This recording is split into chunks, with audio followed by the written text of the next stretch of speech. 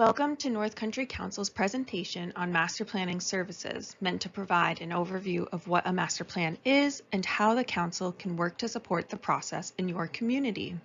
We appreciate you joining us for this brief presentation reviewing master plans and how the council can support you. Council staff Courtney Bowler and Kathleen Lord have worked to put together this resource to be used by communities in the North Country region who are considering adopting a master plan, updating their existing one, or wanting to better understand what a master plan is. During this presentation, we'll introduce and define what a master plan is, when it's needed, local benefits to having one, as well as what goes into a master plan, who contributes to the process, and how to put your master plan to work. Finally, we'll explain how the council can provide your community support and technical assistance during the master planning process.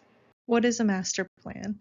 A master plan is an aspirational planning document which envisions the future character, growth, and development of a community and proposes a path leading to positive community outcomes that align with the community's values and goals.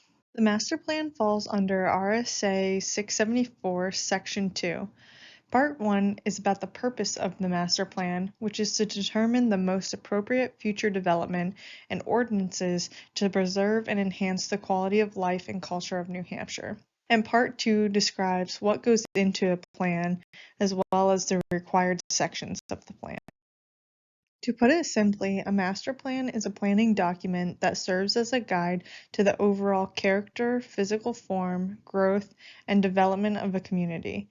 It describes how, why, where, and when to build or rebuild in a community. It's a guide for the future as reference for decision makers and includes a summary of actions which can be implemented to meet the vision's goals. A master plan is a source of information based on the existing qualities of the community with an eye for the future. A master plan tells a story. It does that by creating a sense of place and understanding by presenting maps, community data and voices, as well as their analysis, which help form the values and principles on which the plan's identified goals are based upon. A master plan is a working document that charts a path to achieve its stated vision. It includes tools and strategies to accomplish the goals. It also forms the legal base for land use regulations adopted in the community. This is the general overview of what a master plan is. We will connect these components to what other details are included in a master plan, making it a dynamic reference source for community leaders. Just as important as it is to know what a master plan is, it's also important to know what a master plan is not. It is a guide and reference document for municipal decision makers, but is not enforceable. Municipal officials are not bound to the aspirations described in a master plan when making specific land use decisions. The master plan itself is not land use regulations or an ordinance of law, but can lay the legal foundation for any subsequent adopted ordinance.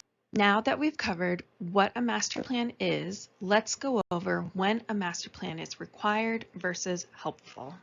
Not all communities are required to have a master plan, but they are required in certain situations. There are certain planning tools for which a master plan must be adopted by a community for them to be considered as planning options. Examples of those planning options that require the adoption of a master plan are the adoption of a zoning ordinance, a historic district, or a growth management ordinance, as well as the establishment of capital improvement programs and use of innovative land use controls like phased development, impact fees, cluster developments, and more. It's important to understand that communities are not required to have a master plan for the planning board to make use of certain powers. The absence of a master plan does not impact the planning board's powers to review subdivisions or site plans. However, they are supported by and should flow from the master plan. If a community does choose to adopt a master plan, there can be some local benefits. These can be providing guidance to local officials when making decisions, guiding budgets and capital improvement plans, setting the stage for land use ordinances, if desired, boosting access to grant funding opportunities, and jumpstarting community engagement and action around a shared community vision and goals. Now that we know what a master plan is and when it's required versus helpful, let's move on to what is included in a master plan. The vision statement is the overarching aspiration which drives the rest of the master plan sections and their goals, policies, and suggested actions. The vision puts into words the desires of the community for its future within the context of not just the local community, but also the region and sometimes the state. From the vision, the community's goals are derived. Goals are those wide-ranging, future-looking benchmarks to reach as expressed from within the vision statement. Policies or principles come from the visions and stated goals to help decision makers tackle things unanticipated in the plan. Action items are based on the existing capacities or the future goals of the town with the aim of providing support to fulfill or reach those goals. There are 2 required sections of a master plan per state statute, Chapter 674, Section 2. Those are the vision and land use sections. When getting into the process of building a master plan, lots of information will be gathered from all sources. Information, after all, is the key to successful planning. Most of the information that will be included in a plan will be based on the background studies that are prepared for the process and ultimately will be presented in chapter format. Other optional sections include topics like economic development, housing, natural resources, transportation, community facilities, recreation, utilities and services, natural hazards, regional concerns, neighborhood planning and design, cultural, archaeological, and historic assets, and energy. Additional chapters can be tailored specific to the unique characteristics of your community, making the master plan truly one of a kind. Each section of the master plan should include data, community input, and discussion, which support the vision and the actions to achieve its stated goals. Data are the statistics and available information about what and who is in the town. Community input is the summary of what was heard through the interviews and outreach during the master planning process. Discussion is the evaluation of both data and community input and what that might lead to in goals, principles, and action. The master plan primarily falls under the authority of a municipality's planning board. It has a duty and responsibility as required by state law to prepare or update the community's master plan. The planning board is responsible to determine when it's timely to prepare, amend, or update a master plan and the importance of maintaining a viable plan. Town officials and the governing body should be included in the preparations of a master plan or its amendments and update to keep lines of communication open. This can help the plan be used as a tool by decision makers and relevant as development occurs in the community. Residents contribute to the master plan during public outreach opportunities and public hearings to provide feedback as the plan's goals and vision take shape. Other local stakeholders and community members at large can contribute to specific sections of the plan, such as economic development, transportation, or natural resources. Frequently, interest groups like economic development corporations, scenic byways councils, or conservation commissions and land trusts have intimate knowledge of the activity in the community and are willing to share those insights. They could have their own adopted plans which may be used to help inform the municipality's master plan. This by no means is an exhaustive list, but examples of who and what can contribute to a master plan. A well-designed master plan considers the very local perspective as well as regional assets which impact the community. Putting the master plan to work. While a master plan is not an enforceable document, it can serve as an official policy guide for a municipality to develop any land use controls or ordinances based upon the collective, determined vision of the community for the future. An implementation section is not required by statute, but is a fundamental part of any plan, transforming it from an aspiration into a tool that supports the municipality's process to achieve its stated goals. The implementation plan identifies how, when, and by whom the recommendations of the plan are to be initiated, how to go about completing the action, and determining when it's considered complete.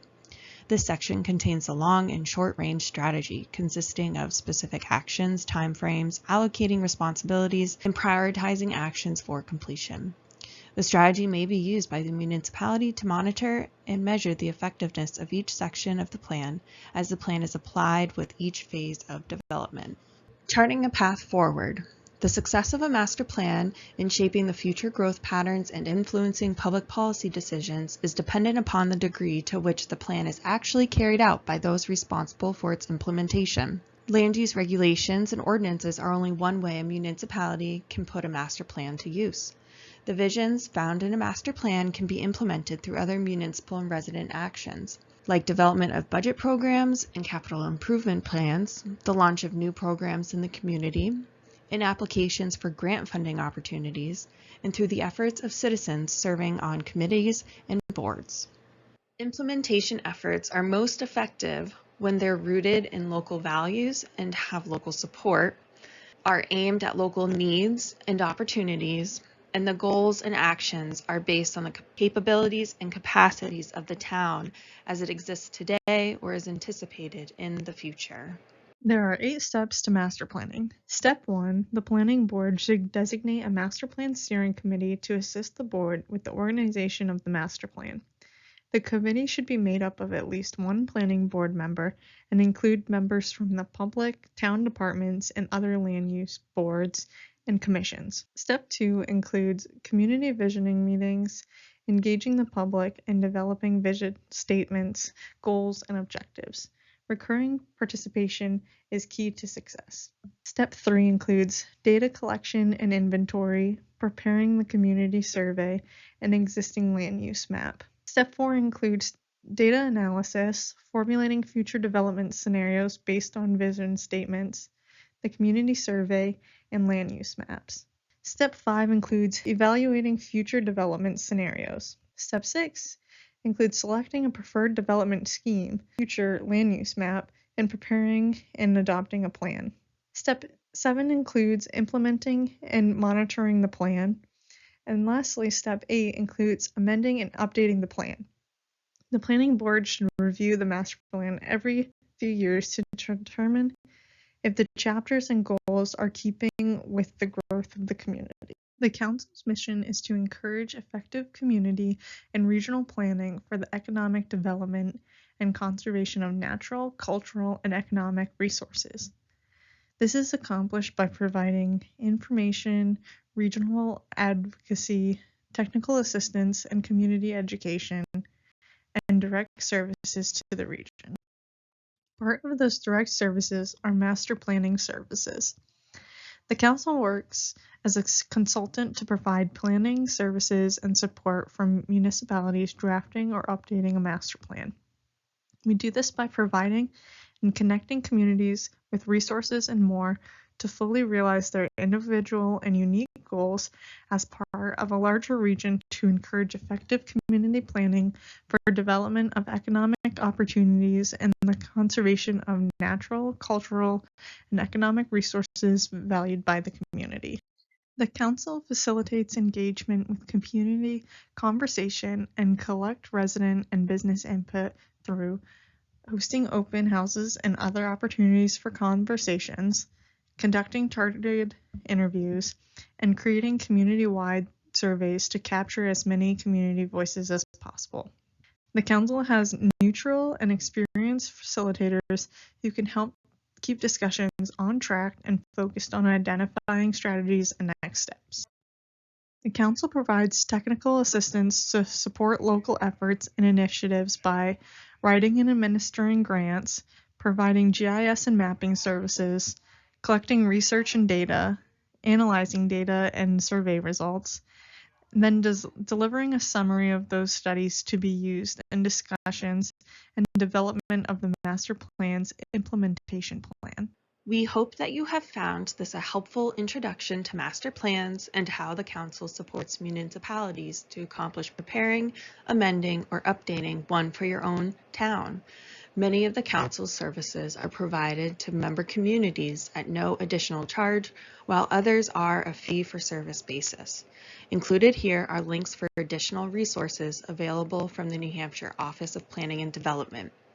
If you have any questions or are seeking direct assistance, please contact us by visiting our website or emailing us. We look forward to assisting your municipality with its master planning needs.